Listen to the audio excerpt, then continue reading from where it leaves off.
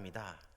오늘 본문 말씀은 아말렉과의 전투 중에 있었던 기도의 현장으로 우리에게 잘 알려져 있습니다. 그래서 오늘 8절을 시작할 때 어떻게 시작합니까? 그때에 이렇게 시작을 합니다.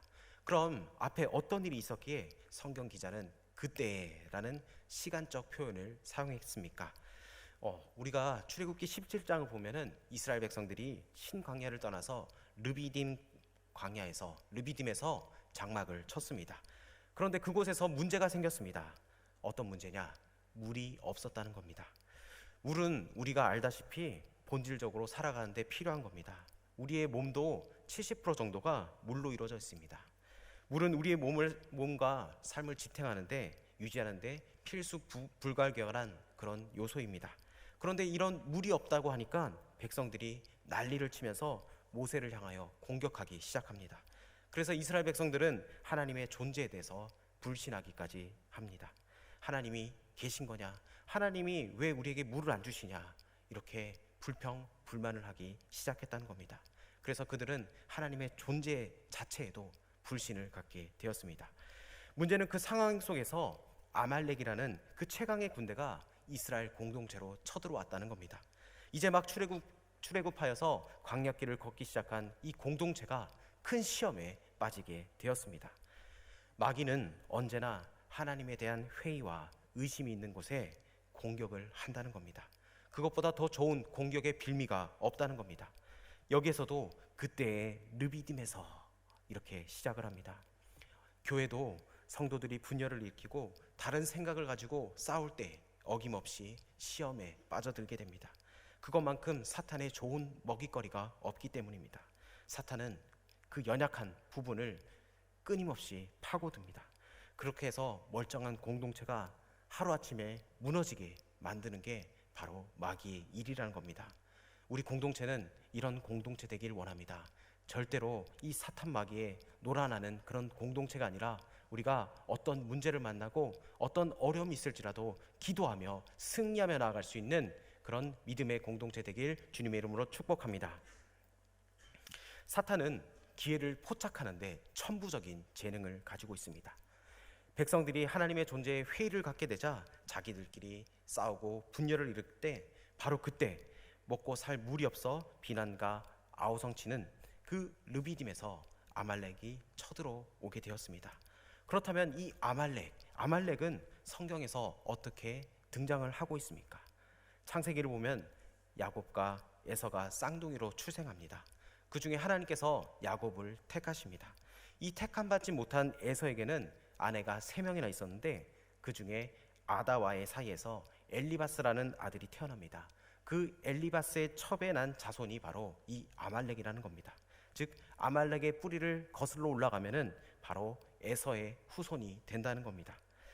역사적으로 시간이 흘러서 사무엘상 15장에 보면 사울이 왕이 되자마자 하나님이 사울에게 첫 명령을 합니다. 그 명령이 뭐냐? 너는 가서 아말렉을 진멸하라. 이렇게 명하십니다.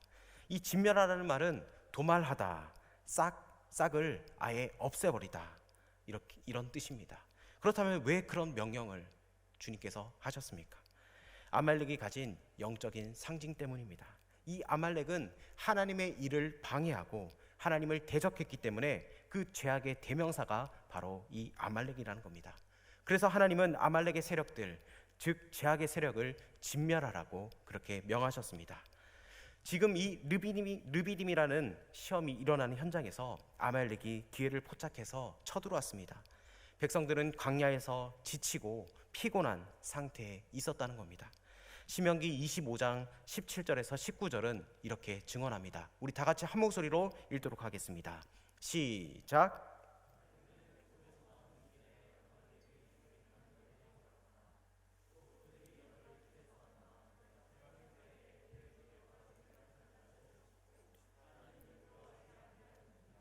그러므로 내 하나님 여호와께서 내게 기업으로 주어 차지하게 하시는 땅에서 내 하나님 여호와께서 사방에 있는 모든 적군으로부터 내게 안식을 주실 때에 너는 천하에서 아말렉에 대한 기억을 지워버리라.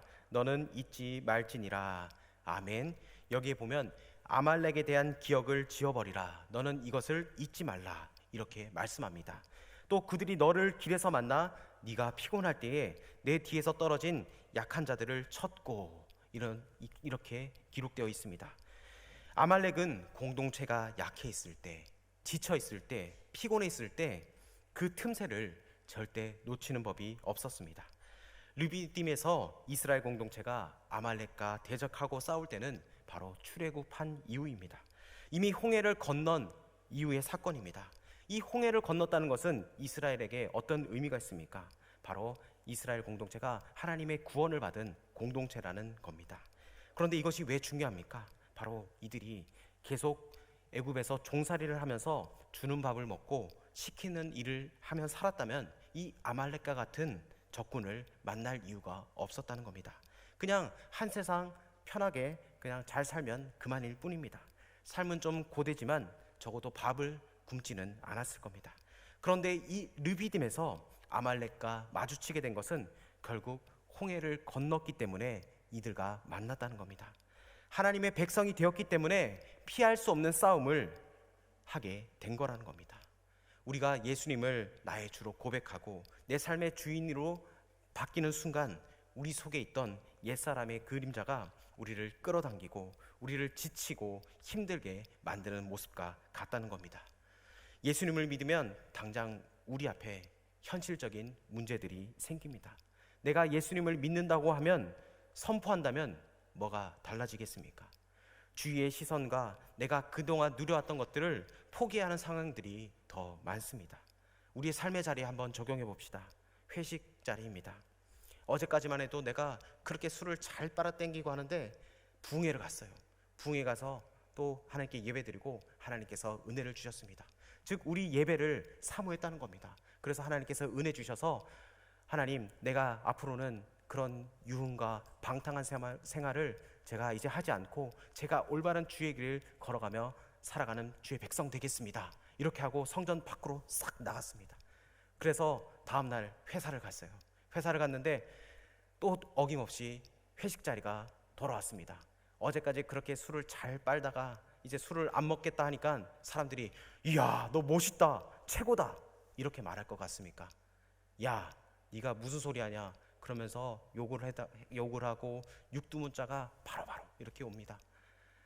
여러분, 그것이 현실입니다. 정말 신앙인이라면 그런 현장에서 내가 그 이후의 삶까지 감당해야 한다는 겁니다. 내가 예수님을 믿음으로 인해서 내가 그만큼 삶으로써 증명해낼 때 그것이 하나님께 영광이 된다는 겁니다. 여러분, 우리가 예수님을 믿는다는 것 정말 큰 은혜입니다. 여러분, 만약에 그런 상황에 있다면 여러분 어떻게 하시겠습니까? 다시 그렇죠, 제가 같이 마시겠습니다, 이렇게 하실 겁니까? 아니면 끝까지 저는 하나님을 믿었기 때문에, 하나님을 믿기 때문에 저는 마음으로 마시겠습니다, 그렇게 하시겠습니까? 여러분, 신앙은 결단입니다. 여러분이 그것을 결단할 때 하나님께서 우리에게 용기를 주시고 희망을 주시고 우리에게 은혜를 주신다는 것, 하나님이 여러분을 결코 붙들어 주신다는 것을 여러분 잊지 마시길 바랍니다. 여러분, 신앙의 그 길을 끝까지 경주하며 나아갈 수 있는 저 여러분 되길 원합니다. 아말렉이라는 존재가 바로 내가 하나님의 자녀라는 그 구원함을 얻었음에도 불구하고 여전히 내 안에 남아있는 옛사람의 희미한 기억이나 그림자와 같다는 겁니다. 그것을 지워버리는 싸움이 오늘 본문에 나오는 전투라는 겁니다. 아말렉은 이 당시에 애굽 다음으로 가장 강한 신흥 강대 국가였습니다. 그런데 그들을 상대하는 하나님의 백성의 이스라엘 공동체는 말이 군대이지 오합지졸과 같은 군대였다는 겁니다.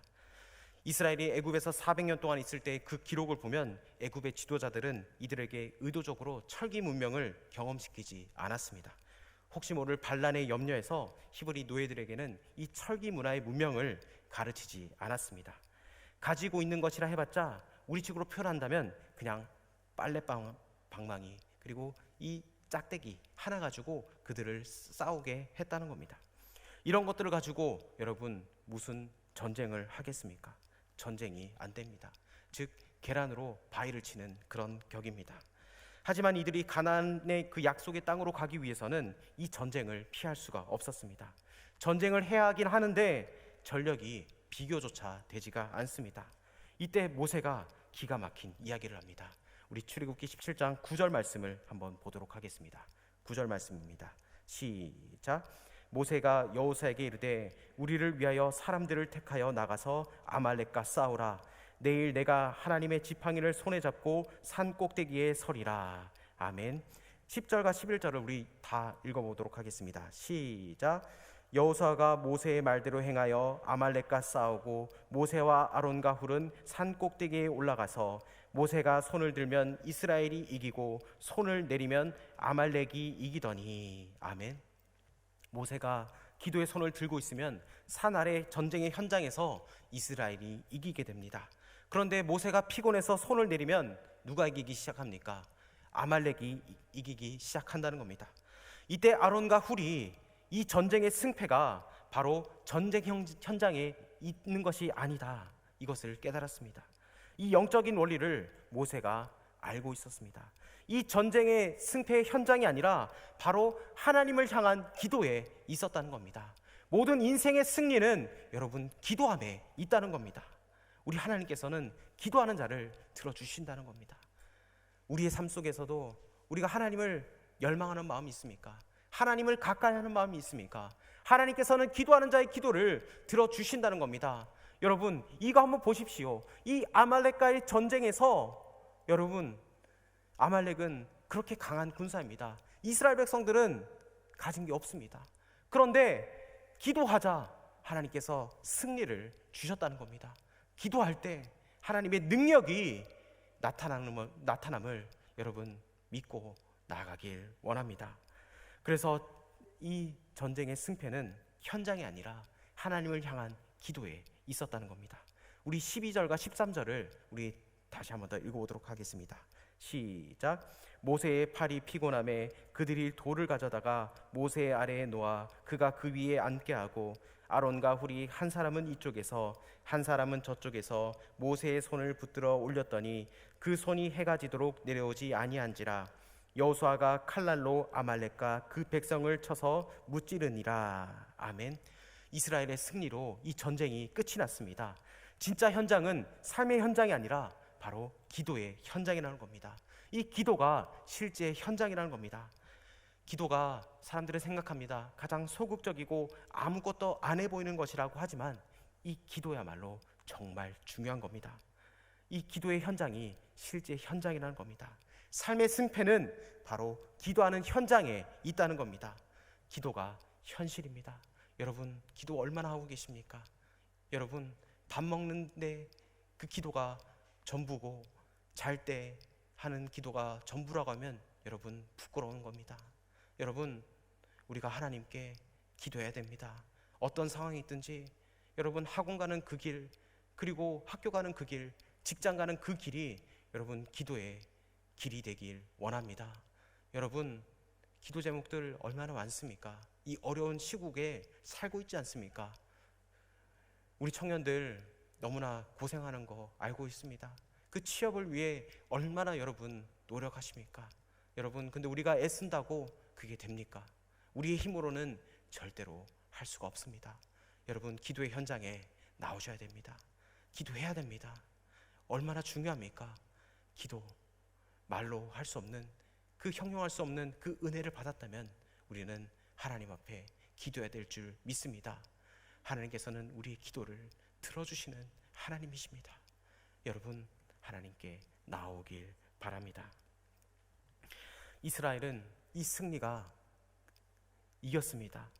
이스라엘의 승리인데 어찌 보면 납득도 안 되고 이해가 안 됩니다.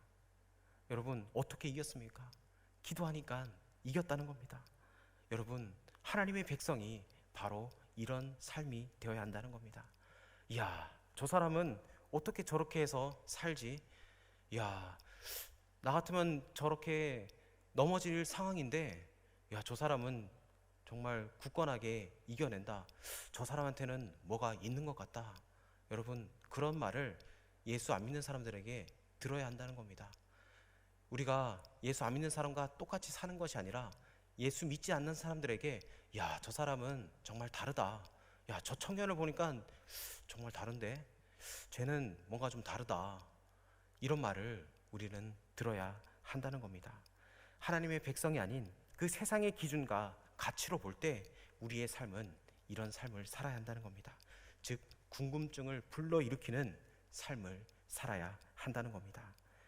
우리 14절과 16절을 우리 다시 한 번 더 읽어봅시다. 시작.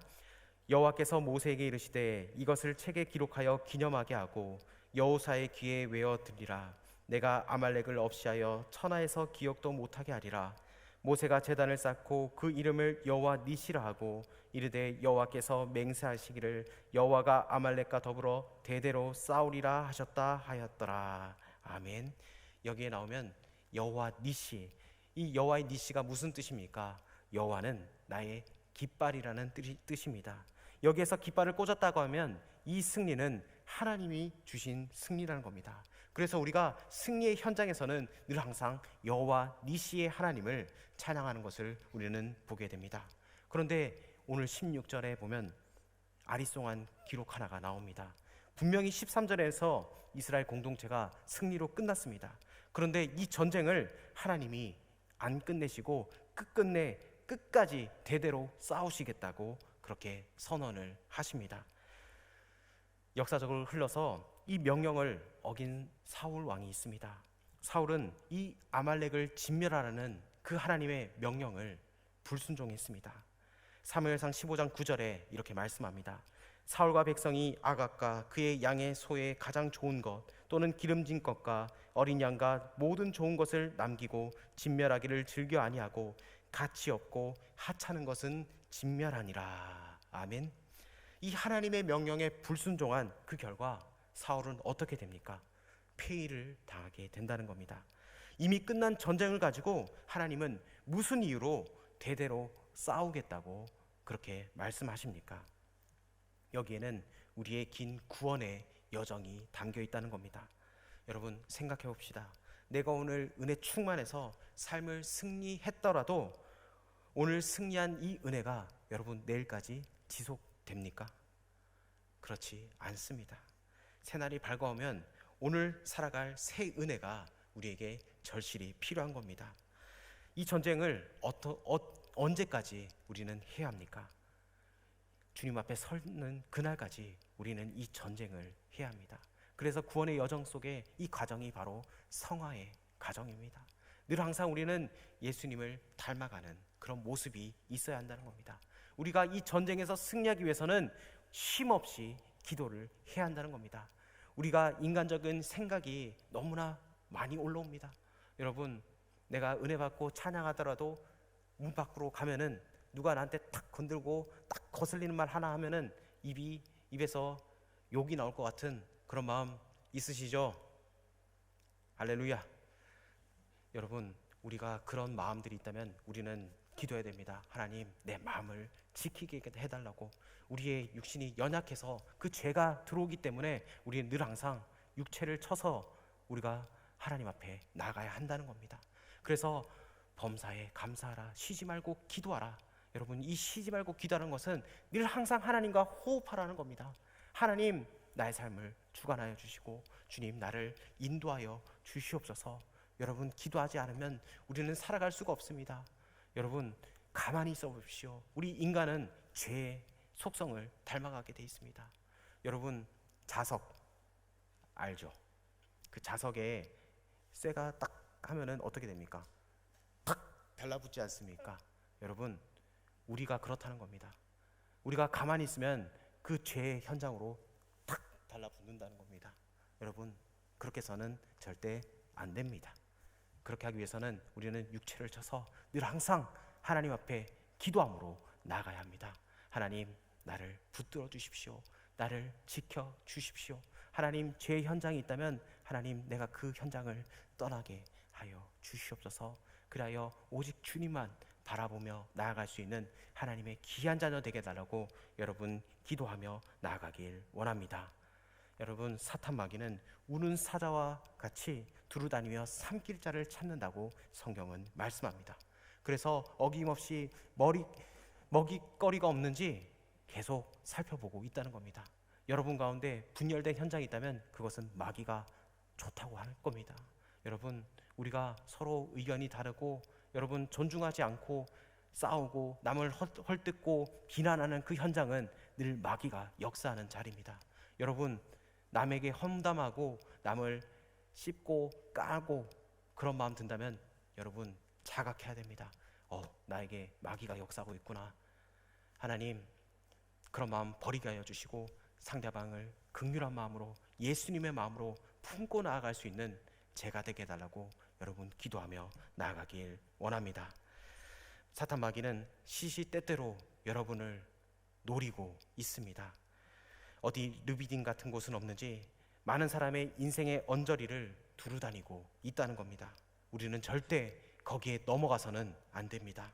그 공격으로부터 우리를 지켜내는 유일한 삶이 바로 기도라는 겁니다. 기도로 여호와의 니시의 깃발을 꽂는 우리의 삶이 되길 주님의 이름으로 축복합니다. 여러분, 삶의 현장은 어디 있습니까? 바로 기도에 있다는 겁니다. 올해 우리 청년들이 더 많이 기도하길 원합니다. 어제 리더 모임을 시작했습니다. 리더 모임을 하면서 우리 여러분들이 한 주 동안 그런 기도 제목 주신 거를 가지고 우리가 함께 기도했습니다. 우리 리더들과 함께 기도했습니다. 여러분, 우리가 기도할 때 하나님께서 우리의 기도를 들어주시고 응답해 주심을 이번 한 해 체험하길 원합니다. 그래서 우리의 주제대로, 우리 말씀대로 채우시리라. 여러분, 한번 상상해 보십시오. 올해 하나님께서 나의 삶 가운데 무엇을 채워주시기를 원하십니까? 그것도 그냥 채워주시는 게 아니라 풍성하게 하나님이 채워주신다고 말씀하셨습니다. 여러분, 저는 꿈꿉니다. 어떤 꿈을 꾸느냐? 우리 청년부가 정말 살아있고 생동력이 있어서 하나님 찬양하고 또 하나님을 높여드리는 그런 공동체 되길 축복합니다. 그래서 우리 가운데 정말 우리가 세상의 삶이 치열한데 이 공동체만큼은 정말 따뜻하고 내가 그 상처받은 마음을 정말 주님의 말씀으로 치유받는 그런 공동체 되길 소망합니다. 그래서 여러분, 이번에 만난 그 리더들이 여러분에게 복덩입니다. 리더 언니, 오빠, 동생이들이 있다면 여러분 계속 친교와 교제 가운데 정말 하나님이 역사하는 그런 따뜻한 공동체 되길 원합니다. 그래서 서로의 눈빛만 봐도 제가 뭘 그렇게 어려워하고 뭐가 그런 일이 있구나, 그러면서 서로 정말 주 안에서 한 형제 한 자매, 그런 천국과 같은 그런 공동체 되길 저는 꿈을 꿉니다. 여러분도 그 꿈을 같이 꾸길 원합니다. 그래서 채우시리라, 채우시리라. 하나님께서 우리 공동체를 사랑하여 주시고 하나님께서 더 큰 은혜로 우리를 채워주실 줄 믿습니다.